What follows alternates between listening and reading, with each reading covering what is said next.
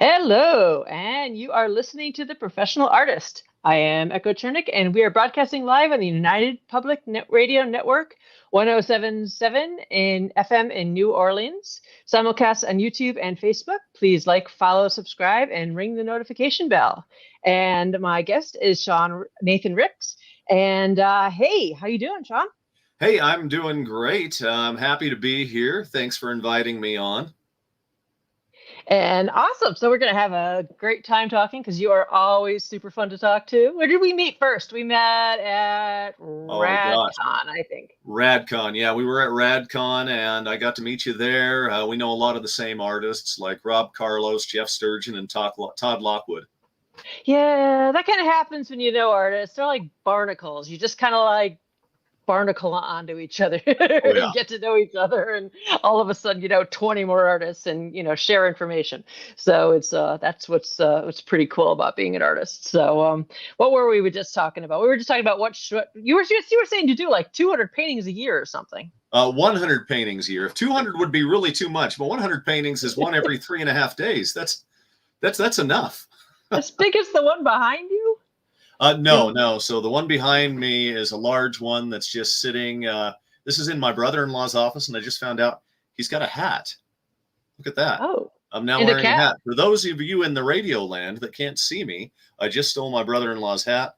I'll probably put that back on the wall. I don't want to get banned from using this.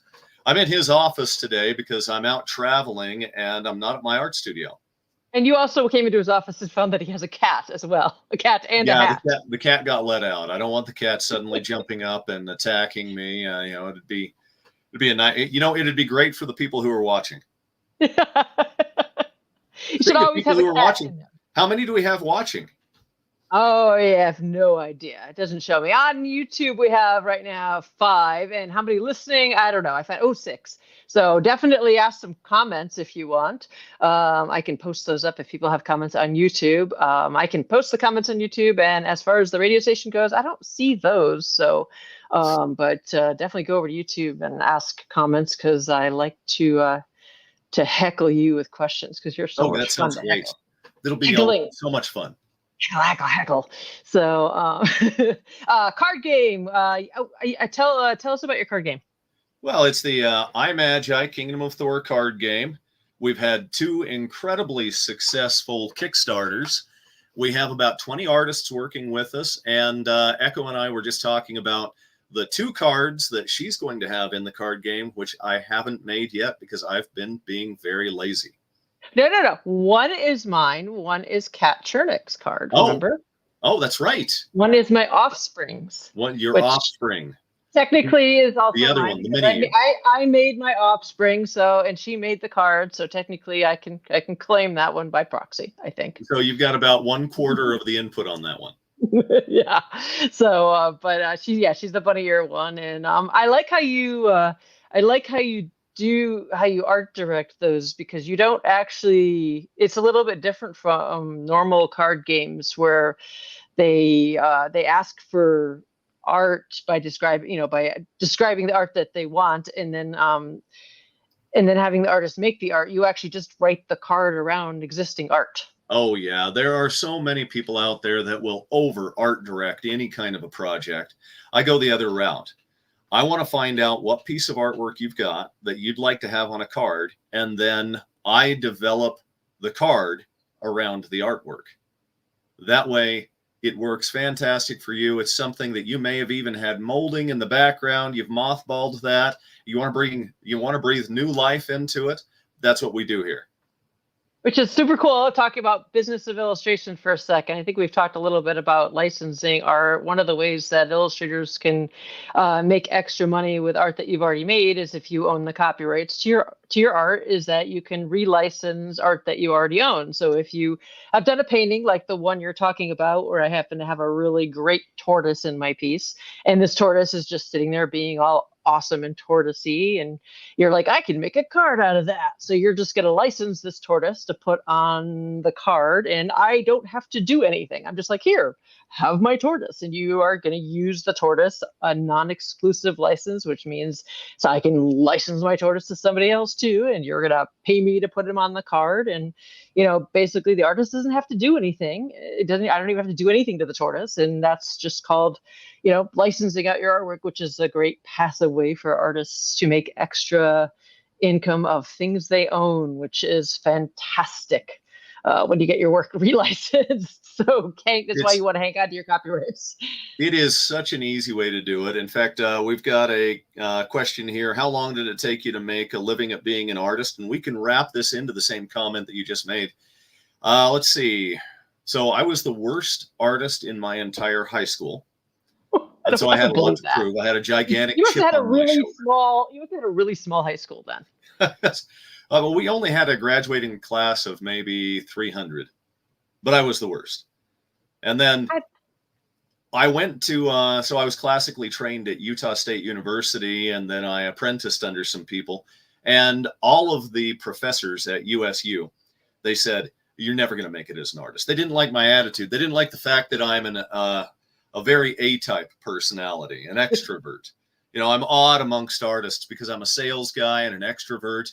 So about 5 to 6 years outside of college is when I started really pushing and creating prints of my work and marketing it publicly. And the first place I went and marketed my art was I traveled with a carnival for 6 months. Wow. Yeah, I ran their games.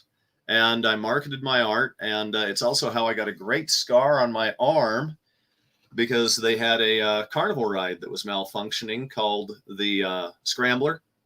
Oh, I've heard the story. Yes, I've heard the story. Tell the story. I like this story. Yeah, so the great story here. So I was pulling a dart out of the balloon toss, which, by the way, is the only fair game on the Midway. That's the only one that's not rigged. So play that one. And I heard a sound, and you become attuned to the sound of the carnival. And the sound that I heard was not normal. I look over at the ride, and there's a light pole fixture that's 8 feet long that's on the top arm, and it has an inside hinge, an outside hinge, and a Velcro strap for safety. Well, the outside hinge and the Velcro strap had broken, and it was pivoting down and hitting the cars. And of the 4 cars that were on that arm, there was only one that had 2 little girls in it. I ran over, jumped the fence, ran to the center of the ride while it's still under full power, grabbed the light and pushed it out of the way. And then I got hit in the knee and then in the arm, flipped up into the air. And then another car came and hit me in the back and threw me across the gear line onto the ground. And I pivoted right onto my back just as the bottom part of the arm came 2 inches above my nose. Ooh. It stopped, and this is where I learned I could really walk with my butt because I was underneath the thing, and so I'm sitting there inching out from underneath this arm of a carnival ride, and I got up and I walk away. Now, when I say I walk away, it's more like I was stumbling away going, what in the world has happened to me? I'm just picturing your butt muscles like, exactly. So that's the first time I marketed my art, was traveling with the carnival, and that ended in a 6-month stint in very explosive ending there. I wouldn't suggest anybody does that to start things off. And then that could have ended as you as a Jackson Pollock painting very easily, I think. But exactly. Oh my God. 3 months later, I end up getting an invitation from WesterCon, which was right across the street from Dragon Con in Salt Lake City. And I go up and I'm on my very first panel. I've got all these professionals. I've got David Boop there. Brandon Sanderson is there. And they're all introducing themselves as we all do on panels. My name is so-and-so, and I've done this and this and this, and this is why I'm that cool. And they got to me, and the only thing I've ever done is marketed my art at that point with a traveling carnival. And I said, I think I'm just here for the plucky comic relief. And I can walk with my butt. And I can walk with my butt. And I ran into Brandon Sanderson just a couple of months back. And I said, you probably don't remember I was on a panel with you back. He says, yeah, you're the plucky comic relief guy. But it took me a good 10 to 12 years of going to convention after convention after convention before I finally got to a point where I could make a full-time living at it. Yeah, about 10 years. That's what I was told when I Yep. first started. It takes about 10 years. And I think I was saying that you could be an awesome artist, but if you can't sell yourself, you can be an awesome artist, but you can't make a living at it. And, you can sell yourself, which is really, really important. That's my favorite panel to be on, is to tell young artists how to start selling themselves, how to get out there, Yeah. how to find the way to make the prints for cheap. Because there's so much involved in our industry. You have to know all of the logistics of where to get your prints made, what they should look like, how to make your booth, how to get into an art show, how to talk on the panels that you get onto, all of that. And 10 to 12 years is really exactly what it takes in order to make it. And go to the panels or talk to other artists. Other artists are usually quite happy to share the information. I've never had a problem saying, "Hey, where do you get the bags to put your prints in?" And usually the artists are like, "Oh, I get them at clear bags, and make sure you get the ones with the safety seal back, or they mess up your prints." And they're usually really happy to share their sources. Usually, so talk to And other a couple of the ones that reached out to me the most, Rob Carlos is a great guy. Rob's our buddy. I asked him to be on here. But he was busy. Get him on. He's been really busy with that brand new role-playing game, Start Here. Yes, he has been very, very busy, very busy. So I will get him on here. Don't worry, he'll get on here. He's awesome. I'll reach out to him too. I'll tell him he has to do it. He's got 4 paintings of mine in that brand new role-playing game, so I'm excited about that. And then I just did a book cover for the brand new Well World anthology. So Well World's an old concept. The author died. It went into the public domain, and David Boop is heading that up. Cool. Very cool. Let's get David Boop on here for you too. Sure. Yeah. Hey, the more the merrier. I mean, I want to get people on here and just keep people talking so people can ask questions. And, I want this to be a resource so that people can, just connect and ask these questions. So, but yeah, it takes about 10 years to get established and make a living at this. So, and if it's hard, if you're shy and an artist, I don't have that problem. No, you don't have that problem. I think I first met you and you were like instant best friends. Yeah. I am. That's one of the things that I love about being on a panel. If I'm up on a panel with Rob and a couple of the other guys, if they don't want to talk, they're just like, Sean, take over about 30 minutes for us. Oh yeah, we need a moderator. You're it. I'm in. I'll do it. And, a quick thing to any of your artists, the young artists that are listening, if you want to be part of the iMagi card game, go to my website, www.imagicardgame.com. That's IMAGI cardgame.com, and send me something as a contact. Say, hey, I heard about you on Echo Chernick's podcast. I want to be an artist.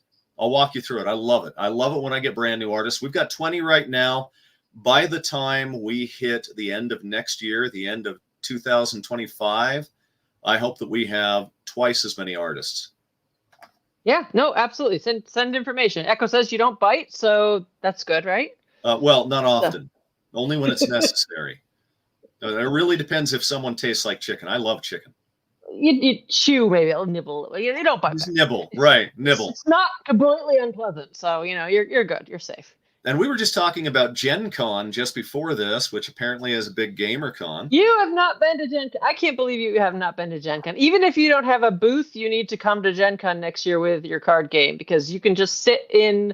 They have like the gaming halls. You could just literally sit in the hallway and just be like, hey, who wants to learn this card game? And just demo your game in the middle of the night. I mean, Gen Con is the gaming con of all gaming cons. It is the best 4 days in gaming. And you need to come next year, 100,000,000%. 1 million. Well, it's interesting. You said come to it, even if you're not going to have a booth. That's one of the things I tell young artists to do. If you are not familiar with the way that conventions work, you need to go to a convention, the one that you want to get into, go to it the year before, and then set down your goal and go to it after. That way you know what the booths look like, you know who to get in contact with.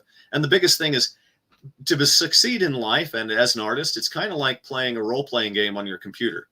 You talk to every single character in a role-playing game. That's how you find your quests, right? Yep. Yep. Yep. Same Absolutely. thing at a convention. That's how you find out how it works. You get your side quests. You learn all the, yeah. So no, you have to go to Gen Con. Origins is good too. I've been to both, but we don't go to Origins as much because it's not on my route anymore. But if you can go to Origins and you're close to it, go to that one too, because that gets a lot of gamers too. But you have to go to Gen Con. Well, I'm definitely going to give that a shot. Now, next year, the amount of conventions that I'm going to is kind of up in the air. I'll tell you the ones that I have to go to. In February at RadCon, I'm the gaming guest of honor. So yes, definitely everybody show up to RadCon, which is in Pasco, Washington, because you'll get a lot of free stuff for the card game. And then RadCon's actually a lot of Con, fun. I was the guest of honor several years ago at RadCon. It's not a huge con, and I was the guest of honor there, and I just like the vibe of it, so I just keep going back. RadCon feels to me like a very, very, very small Gen Con. It has that vibe to it that feels like friendly and awesome. It's a very, very, very small Gen Con, and I like it as much. It just feels nice. So that's why I keep going to it. So they can't get rid of me now. So I like that. The nice thing about those small cons is you get to see your potential customers 8 to 12 times in the weekend. Oh yeah. If you're at a giant one, you see them maybe once and then they're lost in the throng. Yep. You see them at like a small one like that, and you have to run to a panel or something. You know that they're going to circle back around, and they're just going to keep circling around and circling around. Like vultures. And they come and they visit and they bring you things and you hear the stories and you get to see their kids. And oh my God, there's so many pets that come through RadCon. There was iguanas and there was a hairless cat and there was a parrot one year. There's all kinds of cool things. I just like RadCon. RadCon's just fun. Somebody had a snake and then somebody next to them had a parrot, and I don't think that's going to work out well. Yeah, that's probably not a love story through the ages. The python's probably going to take out the parrot. Yeah, not a good idea. Oh, and the small dogs. Don't get the python near the small dogs. No, probably not a good thing. No. For the children. All in all, bad idea. But let's see. So RadCon, NorwestCon, SageFenCon, MissCon, all of those are regulars that I hit every single year. They're all in the first part of the year. By the time May hits, those are all done. Wow. And after that, it's always up in the air what I'm going to go to after that. I have San Diego, which is in July, and then Gen Con, which is the biggest show we have. That's just awesome. That's also my favorite show, just because everybody's so excited about it. And then Dragon Con, which is coming up, which is in Atlanta. And then this year I'm doing Salt Lake City Comic Con, so I'm gonna get to come visit you. Ooh, you can't call it Comic-Con. They get so mad. San Diego went ape over that one. They changed things. What is it? What is it called now? Utah Fan X. Utah Fan X, yes. And I'm going to come and see you. I haven't done that in many, many years because it always conflicts with Dragon Con. So, Kat and I are actually going to drive down and come and visit you and get to do that one. I haven't done that. Oh yeah, we're excited about that. 8 years probably. So I'm kind of. A lot of people are like, "Why haven't you come and visited us?" Because it conflicts. It never gets to go. Well, you may want to look up Dragon Steel Con. That one is Brandon Sanderson's baby. So I was talking to Brandon about it, and Brandon Sanderson and his company put together Dragon Steel Con. When is that? It's going to be in Salt Lake City. Do you know when it is? Oh, I have no idea. I haven't even looked it up yet, because if I want to go to it, I'm just going to glom on to some of the people that are on panels and then just go in without having to pay for anything. And then they'll just call me up to put me on panels anyway, because I get picked from the audience all the time. Sean, what are you doing down there? Get up here. We don't have someone for this spot. Sit down. What are we talking about, guys? We're talking about widgets that are purple and they're people eaters. I'm like, yeah, I can talk about that for an hour. Just make it up. Go. That's right. Let's see here. And if those of you are, if you're an artist and you're like really shy, I used to be so shy. Oh my God, Laz could tell you this. I used to be so shy with public speaking, so terrified. I mean, like I would throw up in the bathroom first, like sort of shy. And he got me into role playing in college, and he used to. I remember I used to when I first started role playing Shadowrun with him, and I was like, all right, well, my character is going to seduce your character, and he's like, all right, well, go ahead, and I was like, what? He's like, well, role play it. I'm like, what? Oh, in front of people? What? And after a while, you get really good at actually role playing. And actually, role playing is something I recommend to artists if they're shy, is to get with a role playing group, because your Oh acting yeah. skills get good. Because then when you're in a situation that you're not comfortable with, just drop into character. Get a character that's like really good with stuff that like outward, and just be like, okay, I'm gonna be my character and I'm gonna pretend. And it becomes a lot easier to talk to people when you can be like, I'm gonna drop into character.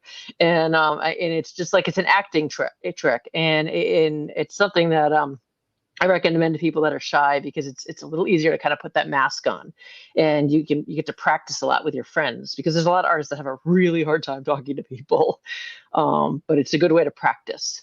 And you know, there's a lot of great role-playing games out there. We've already mentioned the one that Rob Carlos is involved with now, called Start Here. And I'm always going to give that a plug, because not only do I have art in it, I love Rob to death, but there's also Pathfinder. Pathfinder's Pathfinder good. evolved out of Dungeons and Dragons, and it has a lot of people that are involved in it that are big buddies of Rob's as well. There's the card game, I Magi Kingdom of Thor card game. I love this thing because, well, I made it. And my novel comes out next year around February. And the novel is by the same name, I Magi. Very cool. Because, Yay. Be one of those guys that can do just about everything except for math.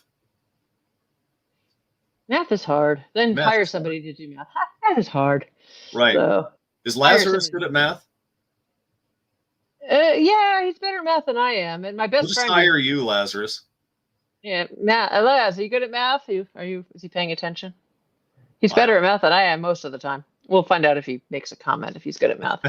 but my friend Emma, she went to Cambridge for math, so she's better at math than both of us. And so there's got to be those people that are good at math, because I love the people who come up to me and go, "Oh, I can't draw anything." That's good. That means I still have a job. I know. I mean, I can Google math, but I mean, my kids are like, why do we have to learn math? I'm like, you just have to learn enough to know enough to Google the concept and be like, okay, I know This is a geometry thing and it exists, and I can Google it to figure out that it is a concept, and you don't have to remember it all. Just know that it's a concept. I mean, they've got everything online. I don't even have to figure out how to make my own frames anymore, because they've got an app for that.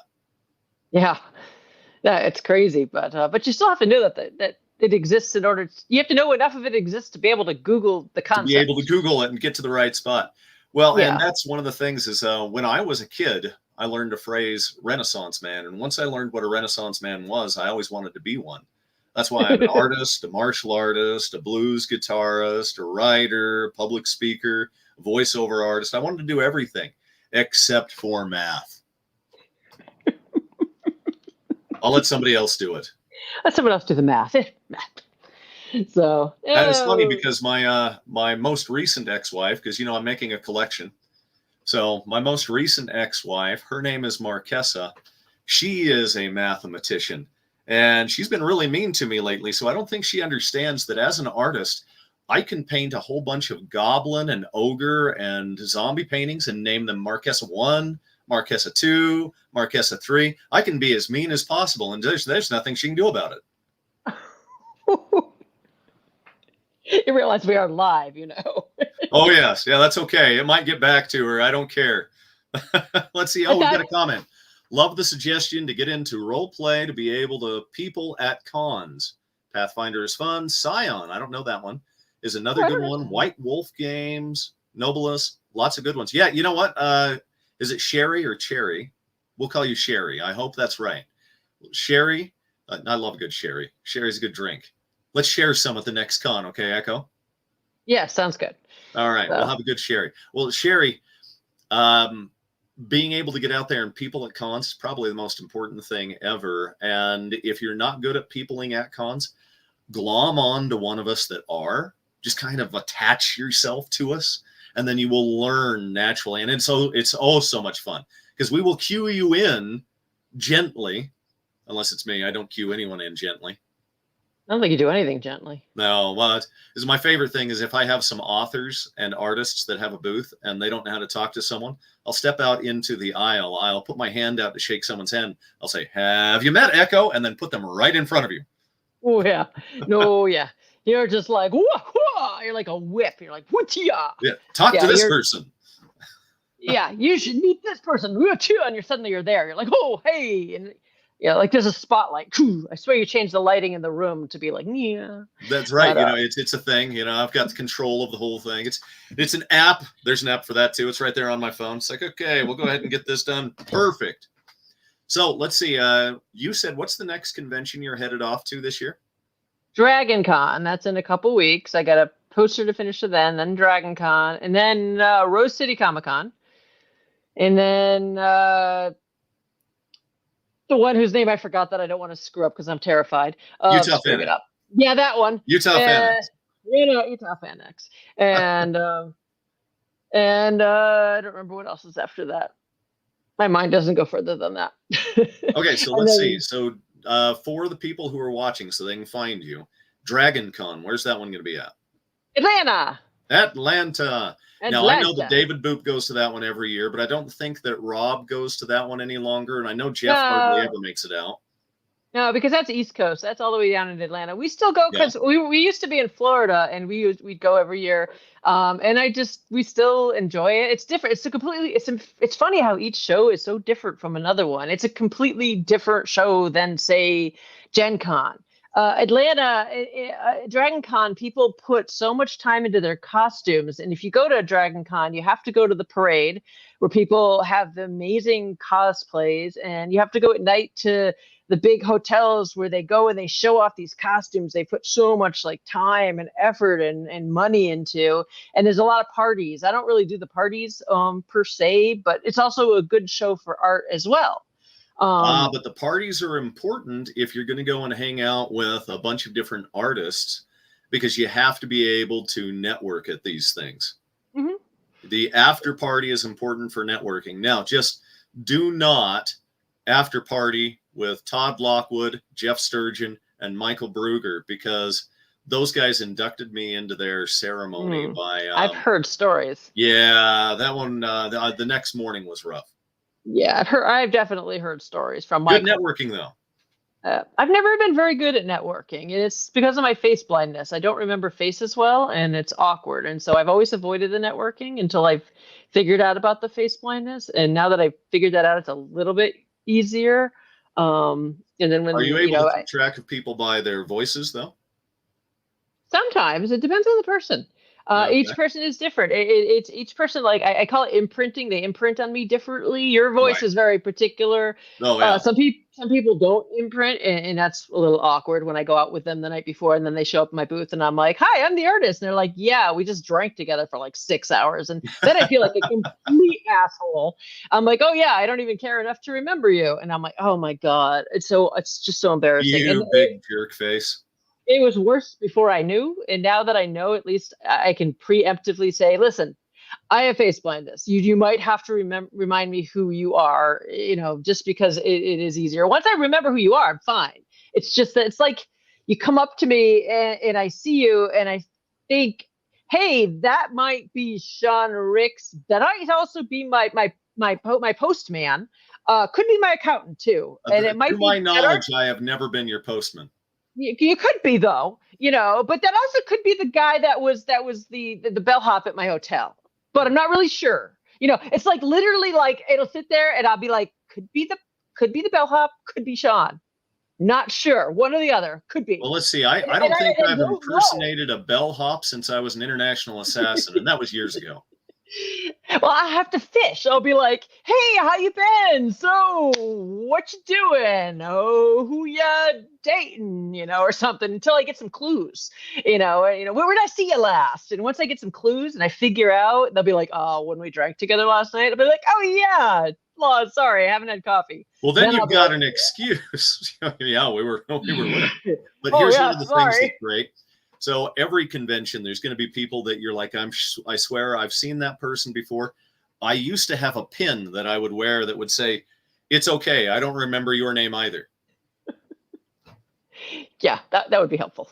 So And it's then everyone's like, oh, hey, I'm like, hey, you, I really want to remember who you are because fans are important and I always try to make them friends. But whoa, what's your name again? COVID was great. Everybody had masks on. No one knew who anyone was.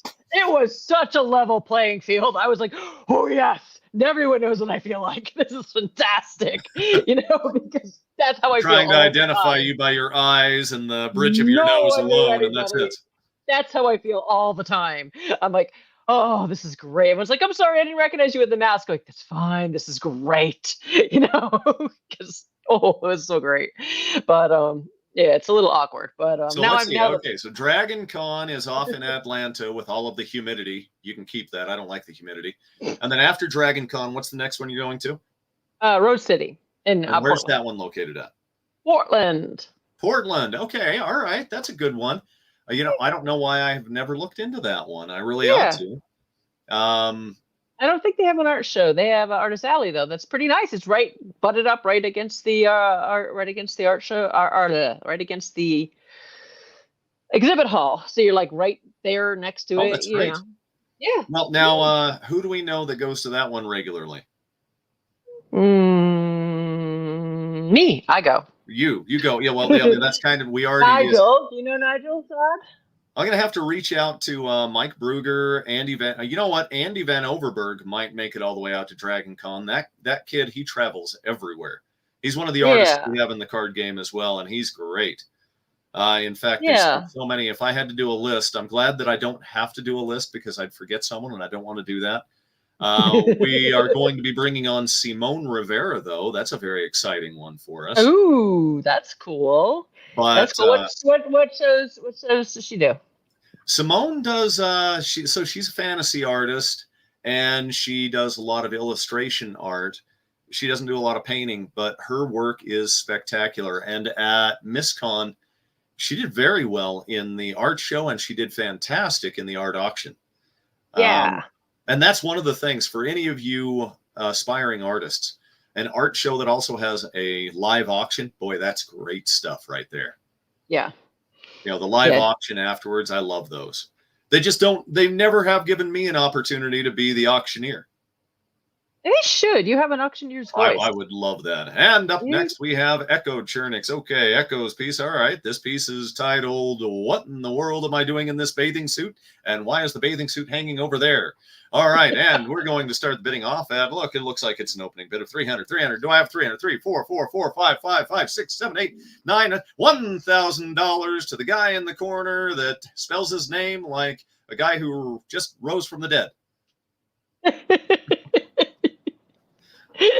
And why I want to do that. I'm going to have to reach out. So the guy that runs MissCon is a buddy of mine, and I'm going to have to reach out to him and say, hey, you need to do that. Auctioneer for 2025. I want to be the auctioneer. Put me in the game, coach. I second that nomination. You need to do that because you would be fantastic. You got the voice. I would definitely ham it up there, and people would buy more. But this last time. We did. You should dress for the occasion. You need to wear like some appropriate auctioneering. Great big top hat that's all fuzzy and furry, and I dress up. You know what? Dress up like the Mad Hatter. That'd be the way to do it. Yes, absolutely. Speaking of the Mad Hatter and Alice in Wonderland, one of your so incredibly great fans, Autumn. Autumn is my girlfriend's. I don't know if she's even listening, but if she is, great. Shout out to you, Autumn. Well, Autumn is my girlfriend's roommate, and Autumn is excited to have you. We're going to host you in Salt Lake City for FanX, so you don't have to pay for the hotel. I'm excited. It's more fun to hang out at people. I prefer to stay at other artists' places because you can hang out. That's the fun part. Well, yeah, and you get to see studios, and I've got my studio that's in there. And then I've got my studio that's up here, and then I have a studio. I have 4 different studios scattered around the Intermountain West. I travel a lot. I never know where I'm going to be. That sounds a little shady, like you're like, I have paintbrushes hidden everywhere. That's right. I have paintbrushes that I've lost in every state. Just in case I need to suddenly create this like hidden studios. That would be my superhero power. What's your superhero power? I am the best guy at sourcing paintbrushes from midair. I need a paintbrush right now. Boom, there's one. I'm a round, I'm a flat, I'm a bristle see. brush. All right, so you're gonna go to Rose City Con, then you're gonna go to Utah Fan X. I don't know what I'm doing after that. Rose City Con, I should come down and check it out. Yeah, I don't, this year I think the best thing that I can hope for is just to go and check it out. I'll just visit it. I'll hope that my house that I have with the so recently mentioned X, I hope that house sells so that I have just a little extra spending cash. So come check it out. Definitely. Oh, I'm doing Bellingham Comic Con. It's just little, but it's local. It's up here. It's local. It's nice to do local stuff because there's low. You say up here. I don't even know where up here is. Up here, up in Bellingham. We're in Bellingham. Up by Canada. By Canada, right? Up by Canada. So we're up between Seattle and Canada. We're the bathroom break. You go from Seattle, you take a bathroom break before you have to get to the border to go to Canada. That's where you do it at. Yeah, you stop in Bellingham. You have some lunch. You go to the bathroom, and then you wait in line before you go to Vancouver. So that's where Bellingham. What year is that one held at? I don't know. It's coming up. Yeah, dates are hard. Lazarus, put that in the comments. I don't know. It's coming up. I paid for it. Somebody else put that in the comments. It's coming up. I could probably Google it. I think it's in October. I should probably know these things. I love. I have it on my phone. But I shut off my phone so that nobody calls me while I'm. Speaking of October, that's my favorite holiday. Absolutely, Halloween. October is a month, not a holiday. October 19th. October 19th.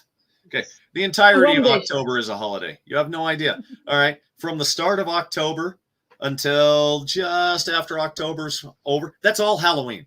It's all Halloween. Decorations go up, and they're up for the entirety. 2 of those 10-foot skeletons that they have from Home Depot, the ones with the eyes that move. So 2 of them, not 1, 2. I want to get some, and I want to get a dentist chair and put one in a dentist chair and have the other skeleton doing dental work on him. So we during COVID we had some land on Camino Island, and we set up a COVID safe big just walking trail, just this trick or treat trail, and it was all through the woods, and it was all super COVID safe.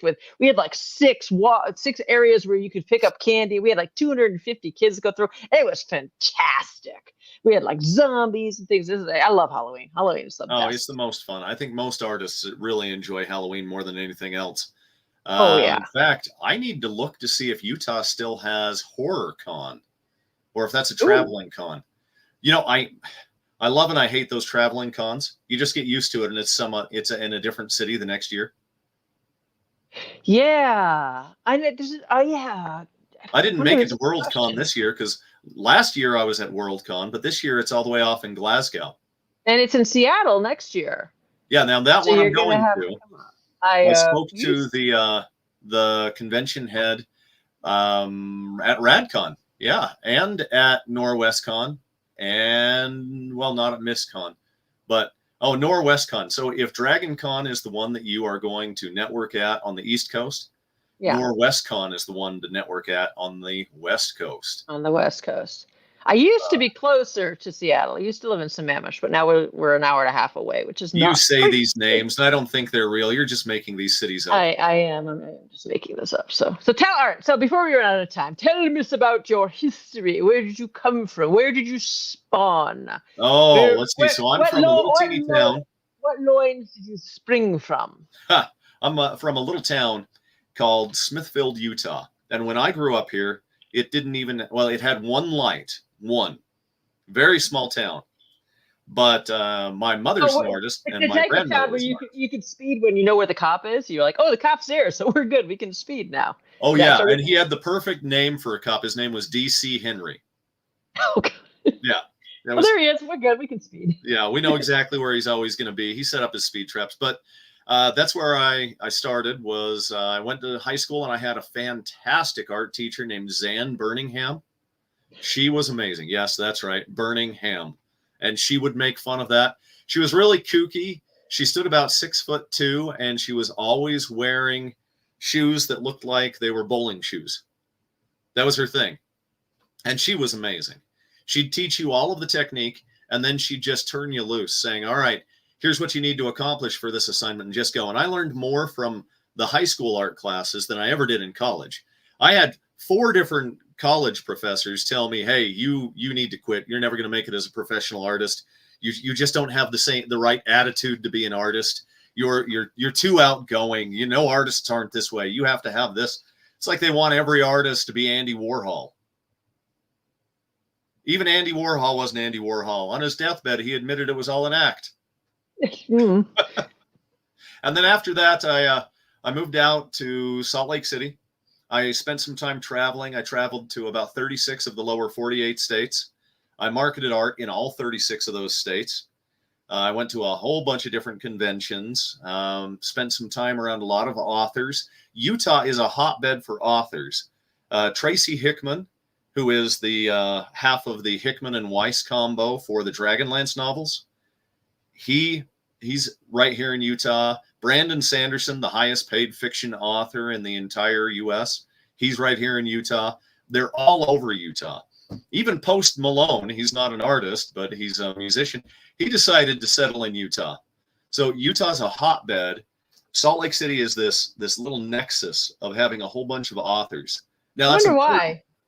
Well, I don't know. I don't know why it ends up bringing them all here. But it's important because if you want to be a book cover artist, you have to get to know the authors. Get to know the authors, and you will end up having the opportunity to eventually paint a book cover. And you have to start at the bottom, which is where you always start. That's the 10 to 12 years is the big thing. So I've done about 6 to 7 book covers, and I've done about 12 maps that are inside novels. Different role-playing games have used me. There's a role-playing game out there that's little known called Phaldune, Phaldune. A really good buddy of mine, Scott Andrus, started Phaldune. And you just have to talk to everyone, and that's what I did.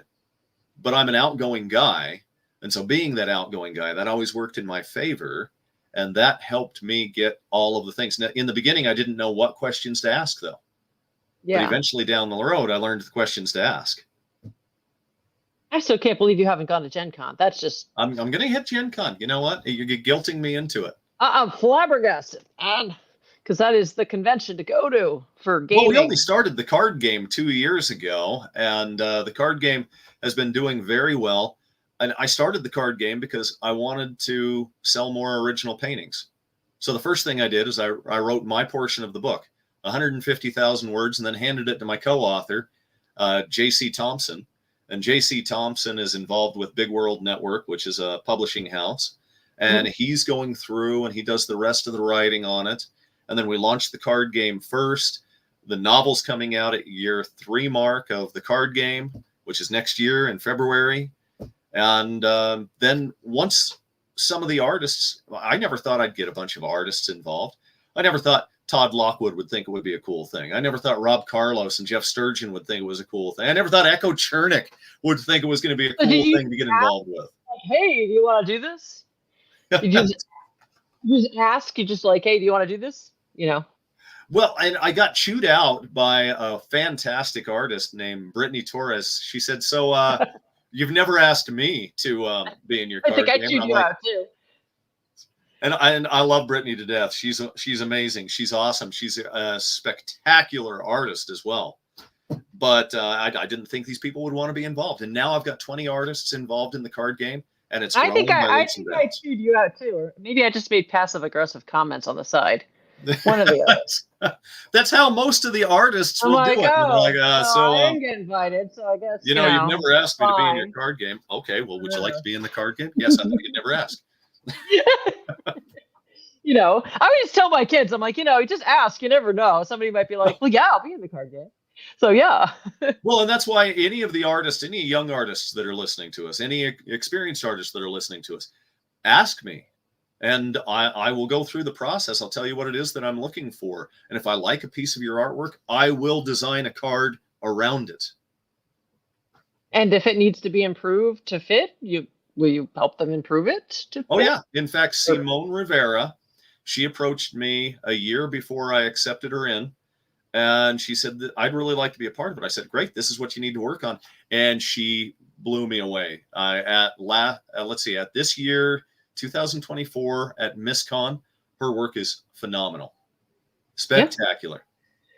It's a great way for artists to get published because people want to hire you if you've been published, because that says to them, oh, wait, somebody else trusted you enough to publish you, so you must be trustworthy and good because, Right. Look, someone else published you, so therefore you must not suck. It's a mindset thing. So, and lucky for us, there were about 5 card games that really they paved the way for artists to be able to get published. The most well-known one is, everybody knows, Magic the Gathering and Yu-Gi-Oh! And they know Pokemon. But there were a couple of card games well before Magic the Gathering. Some people know the 5 Rings, but there was one, I can't remember the name of it, but it's what Magic the Gathering actually based its card design on.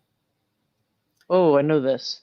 And I can't remember the name of it. Oh, I don't remember it. I was just. Now, I'm sure there are attorneys at Magic the Gathering, which has now been taken over by Hasbro, the evil empire. Yeah. I'm sure that the attorneys would say, we never based our card game design on anything, but they did. Yeah, I discussed that with Kat. I don't remember the name of it either. I did work for Mythos for Chaosium. Ooh. Back. Tell me about it.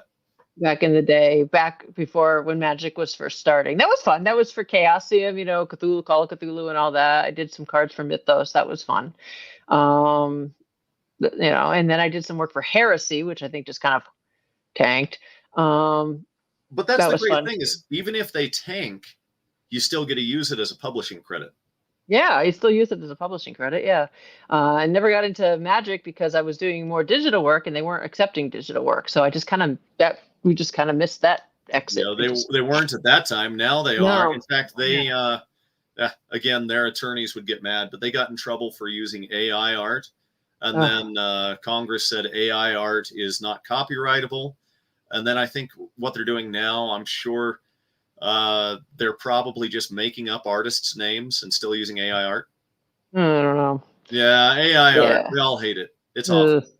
I kind of missed that when a lot of my contemporaries got into magic art. I missed it because I was doing digital at the time, and I just did. And I don't know how my career would be different if I ended up doing magic cards or not, but I don't know. I had heard that there were some people that were art directors there that were a little bit difficult to work with, which is again why we like the way that I work as an art director, because I don't really direct it. I just say, find a piece, show me the piece. I like that piece. Great, let's make a card around it. Let's do it. Yeah, it's great. I love working with art directors like that. So well, that's the way it really ought to be. I mean, too many people, you do not inspire an artist to work with you by trying to say, I want you to do it exactly like this. I'm going to take every little bit of your artistic drive and I'm going to crush it. Art direction is an art in itself, definitely. Yeah. I've done art direction. I art direct for Illustrators of the Future, and I should get Chris Cassiano on here. I art directed a cover for Lazarus's book with him, and I art directed him, and I want to discuss that on here. And it's a fine line between getting the artist's best work and crushing their spirit to death. And for the Illustrators of the Future, their pieces are published, and these pieces are the ones that they're being entered to be finalists to win a grand prize. And I have to be very careful that I art direct their best pieces without over art directing them, because I do not want any of them to be like, well, I didn't win because the art director made me do this thing that I don't like. And because I've had art directors that are challenging or maybe do things I don't want to do that are like, I'm like, I wouldn't have done this. This is not what I would have chosen. So I work really hard to give them art direction that lends itself to their work, because I've had the delicate balance. It's funny you mentioned the Illustrators of the Future and missed opportunities. You missed your opportunity with Magic the Gathering and went a different way. I had all kinds of people telling me, hey, you need to submit something for Illustrators of the Future. And I'm like, oh, okay. And it's for people who haven't made it yet. And they told me that and told me that and told me. But then I developed my own path for becoming a professional. And so I'm kind of missed the boat there. Oh, yeah, you should have done that too. I didn't even know about it. That's, I would have entered. I never knew about it. So that's part of the, it's a good contest. It's really good. I wish I'd known. You missed the boat there too, and you just people told you and you didn't listen. I didn't So, listen. I was busy trying to forge a different path down this way, which worked out, but was probably a lot longer than it needed to be. Yeah, but it was just different. You never know. You can't. If I'd gone down the magic path, I probably would have been a magic artist instead of an advertising illustrator. And I like being an advertising illustrator, but Right. it's just, you never know where you're going to end up. So you just kind of have to go, okay, well, this is where we ended up instead. So, but, So tell me, what kind of a piece are you working on right now? You've got anything in the hopper? yeah, I'm doing a big, huge, awesome poster for the Realms Unknown Festival, which is awesome. And it's in Washington State. It's at the end of September. And it's going to be really, really, really cool. And I kind of overdid myself because that's what I do. Yeah, they're like, oh, just make one poster with these 3 main characters and like a really cool border. And I kind of ended up with 3 posters with a dragon and all kinds of cool shit. Now I'm like, well, you just kind of overdid it, Echo. And You're going to have to take all of these. Yeah, I kind of just got excited and I'm like, wow, I really kind of overdid it. So, but that's the way to go. I mean, we don't want to really rein in. We don't want to rein in our creative genius when it's going. When the muse is talking, you just kind of go. But they're super happy with it. But it looks really good. I was talking to our buddy Mike Brugger. Mike Brugger's a great artist out there. He's involved in the card game as well. So Mike Brugger, he was telling me he had a chest freezer in his studio, and his chest freezer lost power, and all of the meat in it spoiled, so he couldn't paint in there. So he got himself an outside shed that he's been building, and he said, "I'm still in the midst of building it, but I want to get in and paint." And I said, "Mike, just go in there, put some stuff in there real quick and paint, and then worry about building the rest of it later, because it's going to be a mess by the time you actually get everything in anyway. Just make it a mess now. Just Jackson Pollock those walls." I saw the picture of the outside of it. I haven't seen the inside of it. The outside is gorgeous. He hasn't sheetrocked it yet, but he's at this point where he's like, "Oh, I need to do this first. And no, just get in and just start painting." Yeah, I haven't seen the inside of it. The outside's cute as heck. It's awesome. Adorable. It's so cute. Yeah, but when the muse is speaking, just go. Just go. Yeah, I've totally gone overboard with this piece. It's a little. I have 3 different palettes, and I clean them at different stages so that if I'm ready to go and I've got a palette full of paint that's in varying stages of drying, I just throw that one off to the side, put the clean palette that I've got up, and I'll use that one. Then I'll throw that one off to the side, and then I'll get the clean palette, and I'll just use that one. And the palettes that I use, I love going to the dollar store and picking up those inserts for the silverware drawer, just the plastic. Oh, yeah. Oh, those, yeah. They're great. And then they're $1 a piece. So when I'm supposed to go and clean those 3 that are in the corner, I generally just throw them away and go and buy 3 new ones. I ended up getting a big pile. Those the cafeteria trays from elementary schools. I ended up with a huge pile of those old cafeteria trays. And then I got them for like $0.10 each, and they were the big old cafeteria trays with the circles and the spaces. Yeah. And I used $0.10 each. Oh my gosh, that's. And then by the time they were all like trashed, I would just really, really trashed. I would just throw them away. And then I'm a terribly messy painter. I'm a horribly messy baker. I'm a very messy everything. I'm so, and I have white hair now, and I will run my hand through my hair, and I'll come home. My kid's like, "Oh, we're working in yellow today," and I'll be like, "What?" And I'll be yellow streaks through my hair. It'll be green. I'll look like the Joker, and they're like, "Mom, your head," and I'm like, "Oh, yeah. Yeah." My girlfriend, Gina, she has a couple of marks on one of her doorknobs that she won't clean off because I was painting, and then I went over to clean and get some new water, and I had just left the marks there. She won't clean them off. She's like, "Yeah, that's right. An artist lives here." Good at Gina. I love her. She's adorable. She's should great. Keep her. She's definitely a keeper. She just retired from the Air Force. I saw. I've been watching the page. Yeah, and she gave me the honor of narrating the flag folding ceremony. So I got to use my voice to do that for her. Aww. Oh, I know. She's sweet. She's so sweet. I know how to fold a flag. I had to learn that in Girl Scouts. Yeah. So, well, that's the fun stuff. Yeah. All right. She's adorable. You need to keep her. She's fantastic. She's Gonna just, happen. you know, you should Gonna break happen. I'm that. not letting her Break, go. yeah, break that whole like X thing and just keep that I one. just She's need to adorable. sell the house, and then that chapter's closed. Oh, I don't think I ever sent her. I used her in the black and white drawing. I don't think I showed you. I did a black and white drawing for the coloring book I did of her as the as a Oh, dominant queen with a she's got a little dragonling next to her and she's a you did defiant not queen. show me Oh that. my God, she looks so defiant. She's got like this nose ring and this little dragonling on her lap, and she looks very, Did very you defiant. show Agina? I don't remember. You don't remember? Well, you're going to be coming up. You just have to bring it with you. I know I'm gonna have to bring it with me because If you can find they loved it. The client loved it, by the way. And I can't remember if I showed her. Oh my God, just before Gen Con, I was literally just running to and from the studio, and I'm thinking I gotta send it to her. I gotta send it to her, and I can't even remember if I did or not. But I thought about sending it to her. I kind of fever dream sent it to her, but I gotta send it to you. I gotta show when we get off this. I'll show it to you because I don't think I'm allowed. Before we go, I want to just give a shout out to all of the artists that are involved in the card game. If I can find the list real quick. Give me just 1 second. So let's do that real quick. And then we got to give it a go. See. Let's pull this up if I can find them. Oh my gosh, how do I do this? While you're doing that, I'm going to say thank you for joining me. I'm Echo Chernick, and you've been listening to The Professional Artist, live on the United Public Radio Network, 107.7 FM in New Orleans. And go ahead, give your shout out. And, okay, these are just a few of them. All right, so we've got Rob Carlos, Cheyenne Crone, Andy Van Noverberg, J.C. Thompson, my co-author, Matthias Ward, Michael Bruger, Nathan Shumate, sorry. He always gets mad at me. I'll occasionally call him Shumate.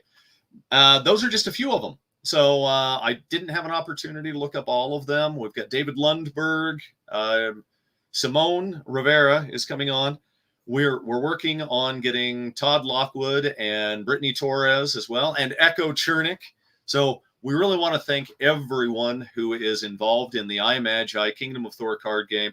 And if you haven't gone to the website yet, go to www.imagicardgame.com. That's IMAGI cardgame.com. And thank you so much for having me on, Echo. Awesome. And your Instagram is just SEAN Nathan Ricks. Yep, Sean Nathan Ricks, just spelled the Irish way. All right. Well, thank you for being on. So, all right. Well, I'll hope to have you on again soon. Sounds great. Thank you. Thank you. Bye.